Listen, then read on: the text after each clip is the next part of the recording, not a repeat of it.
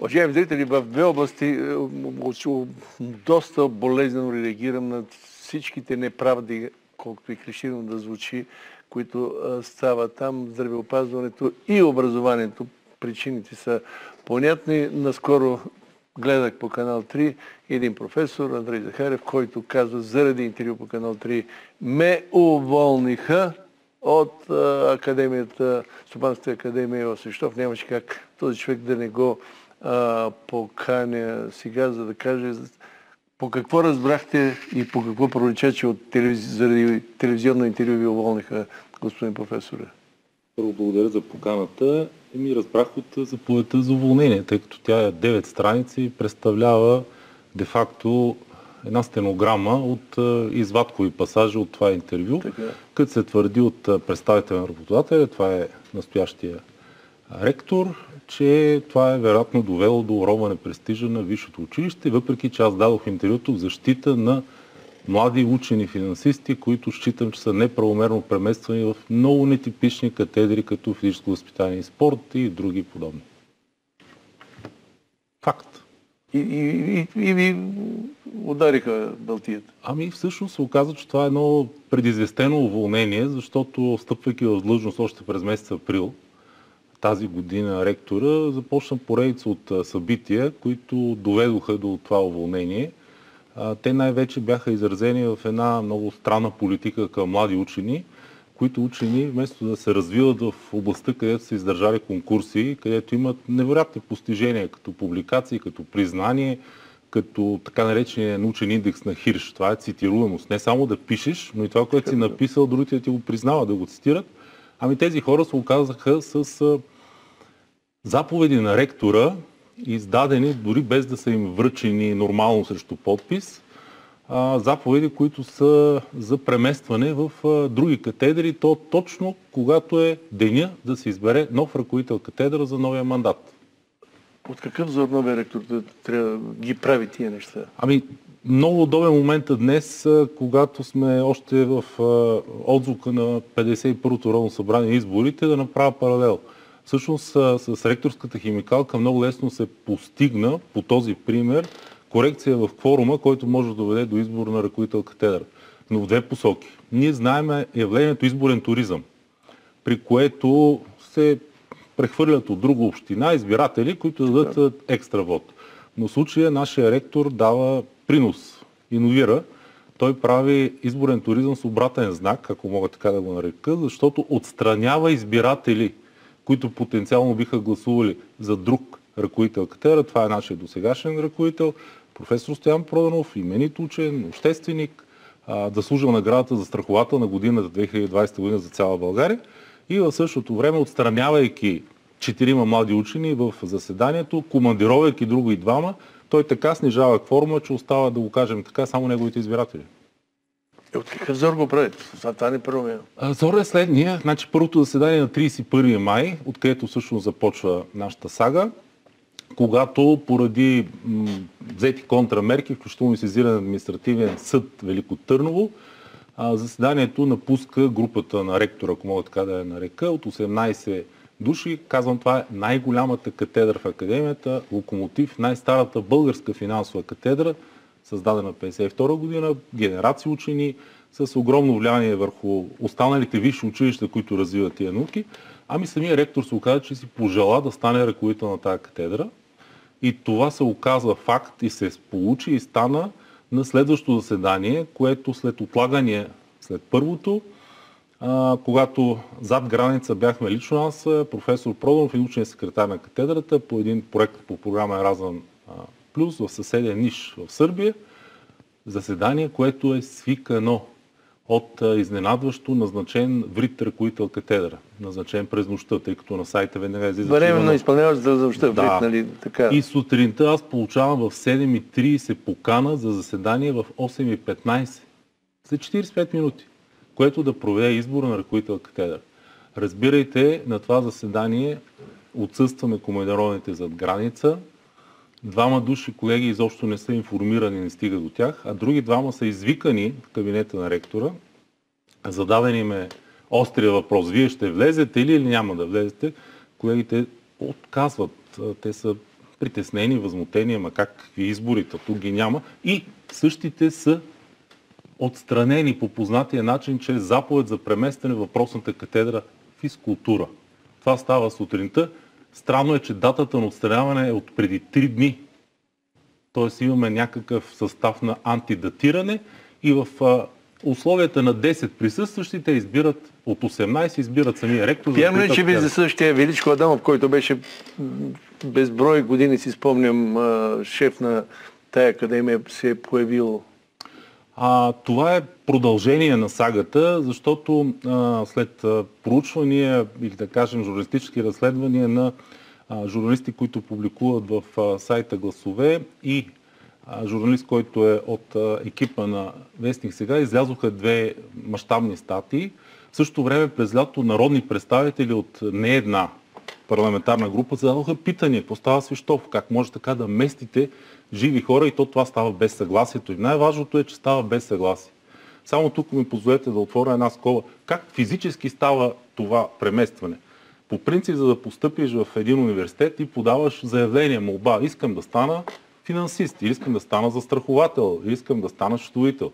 Оттам насетне има конкурсна процедура и всичко, което е свързано с теб, е свързано с това нещо. Величко Адамов ми беше въпрос. Величко Адамов се появява след тези 2 публикации, защото, вероятно, обследвайки медийния стрим, какво останало след него като наследство, се появява думичката, че той е уличен от ВАК, Висшата атестационна комисия, това е стария режим или стария закон за академично израстване в така нареченото преписване и плагиатство. Вероятно това го е засегнало дълбоко и в една местна медия в Свищов се появи негов призив към новия ректор, който исторически е негов асистент от една и съща катедра, да го кажа така в прак текст, да изчисти академията от вредители.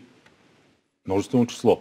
В случая махнатия към днешна дата съм само аз, което потенциално означава множествено число, че това ще е процес, който ще продължи.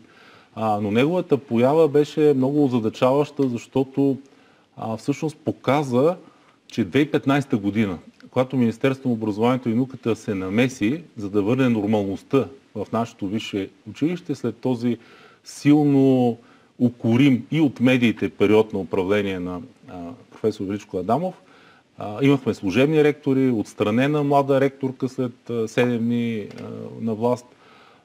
Това време сякаш се завърна с невероятна ярост и мощ и започна да разчиства и да удря тези, които потенциално са повярвали, че Министерството на образованието и науката ни защитава, че ни подкрепя. И ролята и действията на министъра, да стигаме, няма как да не. Министър на образованието и науката по своя характер е сезиран многократно. Сезиране не само от професор Проданов, сезиране и от питания на народни представители. Изпращани са до Свищов писма с искания за информация. Твърда, че най-първото писмо, което беше още през месец юни, с подпис на неговия заместник Витанов, беше и най-коректно. Там се пита, тези млади учени, които са изпратени, преместени без съгласие в други катедри, имат ли молби? Има ли някой да е взел решение? Отговорите навсякъде са не. Но министъра към днешна дата все още не е разпоредил това, което и аз искам, въпреки че вече съм извън борда. Назначаване на комплексна проверка на място с инспекторат Свищов, тъй като такава проверка по член 10 от ЗЕД, той е длъжен да направи такава, е длъжен да даде предписание и да установи законно ли всичко това, което става. Секунда само. Нека да един фрагмент от интервюто, заради което твърдите, че са ви махнали от академията.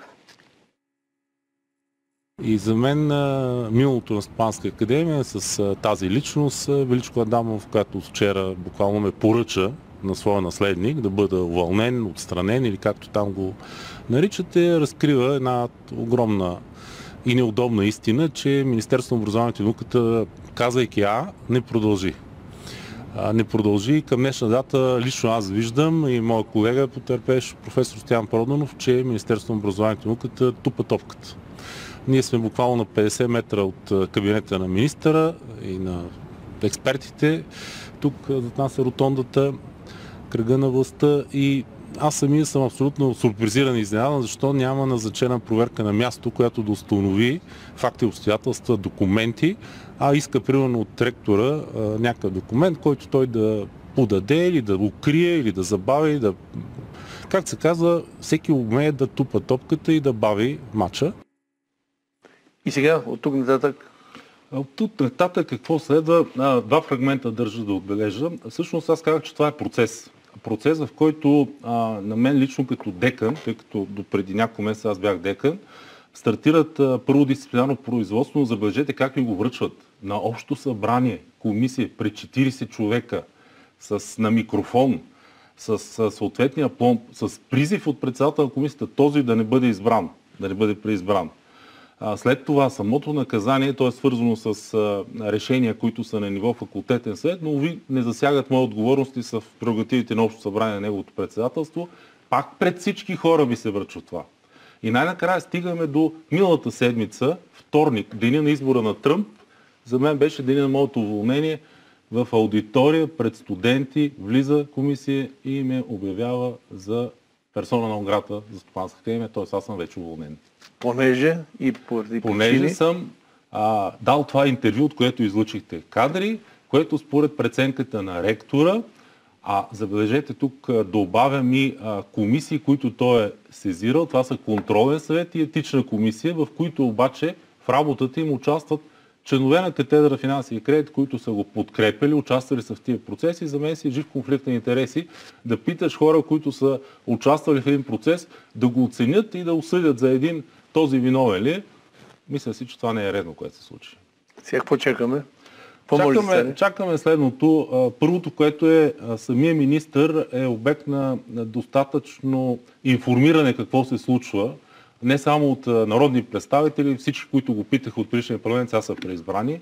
Лично аз го сезирах след моето уволнение с съответна фактология, вече, как се казва, коментар след матча. Аз съм в момента обекти на дигитално изчегъртване. Електронният ми имейл, на който имам кореспонденция с десетки и стотици мои студенти, с абонаменти за научни бази данни, е закрит, вероятно в разпореждане на самия ректор. Кабинета ми е запечатан. Нещо повече, имаме ситуация, при която събития с мое участие, международни проекти, имам академична цензура. Снимки, на които съм сред 50 участници в конференции, чужденци по един проект, донесъл съм даже и това, което ние сме направили, това е проект за кръговата икономика. Снимката върви до мен, реже се и след това, като втора снимка, след мен започва. Аз не знам това дали е нормално в 2024 година да бъдеш обект на цензура и да бъдеш обект на дигитално изчегъртване, използвам тази модерна дума. Да разберем, че едно от първите неща, които чакаме, министъра да прати комисия. Министъра да изпрати проверовъчна комисия, което е негов прерогатив по член 10 от Закона за висшето образование, заедно с много други прерогативи, която на място да установи всички факти и обстоятелства, включително и най-тревожното за мен, което аз го сезирам в моето обяснение, защото когато иде тази комисия, на мен ми беше всъщност третия ден от 3-дневен срок да дам обяснение. Уви, тези хора и този ректор не знаят, че 1 ноември е ден на народните будители.